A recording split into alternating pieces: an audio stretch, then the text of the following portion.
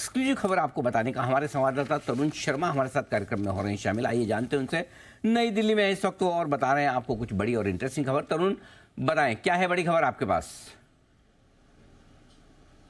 बिल्कुल बताना चाहूँगा, ये जो खबर है वो ईवी, स्पेस और रिन्यूएबल एनर्जी में जो कंपनीज काम कर रही हैं उनके लिए एक अच्छी खबर हो सकती है, क्योंकि अब वित्त मंत्रालय जो है वो इन कंपनीज को किस तरीके से फाइनेंस हो, आसान तरीके से फाइनेंस हो, इस पे विचार कर रहा है। इसके लिए डिपार्टमेंट ऑफ फाइनेंशियल सर्विसेज के सेक्रेटरी ने 11 तारीख को एक बैठक बुलाई है।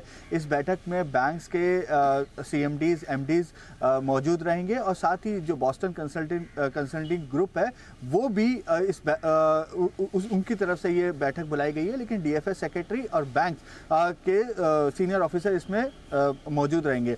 इस बैठक का जो मेन मुद्दा है वो ये है कि किस तरीके से आसान तरीके से और सस्ती दर पे ईवी और रिन्यूएबल कंपनीज को लोन प्रोवाइड कराया जाए। इसमें 3 ऐसे मुद्दे हैं जिस पर चर्चा संभव है, हो सकती है कि यदि हम कोई जो बैंक्स ईवी और रिन्यूएबल एनर्जी को यदि लोन देते हैं तो क्या उनके लिए जो प्रोविजनिंग करनी है वो प्रोविजनिंग की जो रेट है उसको कम किया जाए। कम प्रोविजनिंग से एक फ़ायदा जरूर मिलेगा, क्योंकि एक बड़ा स्कोप हो जाएगा, एक बड़ा कैश बैंक्स के पास बचेगा जो वो ज़्यादा लेंड कर पाएंगे इन कंपनीज को। दूसरा कि कोई इंटरेस्ट रेट सबवेंशन स्कीम को लाना क्या फ़ायदेमंद होगा इन कंपनीज के लिए, क्योंकि यदि आप ईवी को फाइनेंस कर रहे हैं या रिन्यूएबल एनर्जी को फाइनेंस कर रहे हैं या ये कहीं क्लाइमेट फाइनेंस में यदि आप कामकाज कर रहे हैं तो उस सस्ती दर पे आपको लोन प्रोवाइड हो सके, तो क्या एक इंटरेस्ट रेट सबवेंशन स्कीम पे चर्चा संभव है इस मीटिंग के अंदर। तीसरा जो एक बड़ा मुद्दा है कि जो कार्बन क्रेडिट्स मिलेंगे उसको भी एक इनकम के तौर पे कंसीडर किया जाना चाहिए बैंक्स की तरफ से।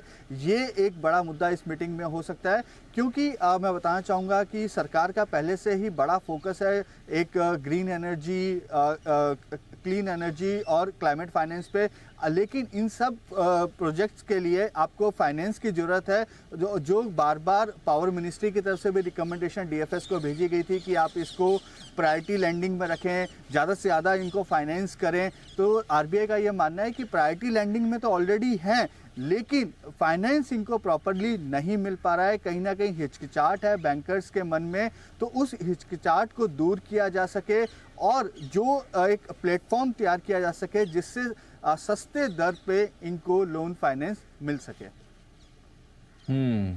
ये बड़ी खबर आ रही है। रिन्यूएबल एनर्जी और साथ ही ईवी फाइनेंसिंग के लिए इंटरेस्ट सबवेंशन स्कीम आ सकती है, सस्ते लोन देने की बात हो सकती है। जैन साहब, एक रिएक्शन आपसे चाहूँगा सर इस खबर का। पूरे पावर सेक्टर के लिए इम्पोर्टेंट है, ईवी चार्जिंग और उससे जुड़े जो अन्य एंसिलरीज हैं वहाँ पर भी इम्पोर्टेंट है कि एक इंटरेस्ट सबवेंशन स्कीम की तरह बात की जा रही है। 11 तारीख को ये बैठक होने वाली है जिसमें शायद इस पर चर्चा भी होगी। आपकी राय सर? बिल्कुल, देखिए जब भी इंटरेस्ट सबवेंशन की बात आती है तो certainly it's a very big thing, borrower के लिए एक बहुत बड़ी चीज होती है। हमने देखा है टूरिज्म में, इंफ्रा में, ये सब में पहले हुआ है। और ओवरऑल PFC और REC में दोनों को इनफैक्ट काफी दिनों से हम लोग देख रहे हैं और हमने वेरी फ्रेंकली और एक वो भी करेंगे कि हमने क्लाइंट्स को भी रेकमेंड किया हुआ ये स्टॉक्स। और जिस वैल्यूएशन पे ये अभी भी अवेलेबल है, कई लोग ऐसा बोलते हैं कि इतना चल चुके हैं अब क्या चलेंगे। आप 8-9 का P मल्टीपल है और प्राइस टू बुक पे आज भी PFC 1.43 के price to book value multiple पे है। तो मुझे और डिविडेंड यील्ड हो रही है सारी, और फिर PSU थीम चल रही है और ये बहुत बड़ी न्यूज है। इनफैक्ट ये क्लाइमेट फाइनेंस और रिन्यूएबल एनर्जी फाइनेंस और ईवी और ये सस्टेनेबिलिटी के ऊपर गजब का फोकस इंडियन गवर्नमेंट का भी और वर्ल्ड ओवर भी सारे गवर्नमेंट्स इसके ऊपर काफी काम कर रहे हैं। तो मुझे लगता है कि आगे भी ये थीम चलने वाली है। तो PFC, REC, इरेडा, फिर NHPA, बाकी और भी जैसे JSW एनर्जी और ये सारे जो आपने अभी नाम में देख रहा था स्क्रीन पे, but still PFC, REC, IREDA, ये तीनों पे बिल्कुल ध्यान देना चाहिए। PFC, REC, इरेडा, यहाँ पर तो रखिए नज़र। इरेडा तो रिसेंटली ज़बरदस्त मोमेंटम में ये काउंटर रहा भी है और PFC, REC भी आज कमबैक के मूड में आपको दिख ही रहे हैं। तो पूरा जो रिन्यूएबल स्पेस है वहाँ से जुड़ा एक्शन आप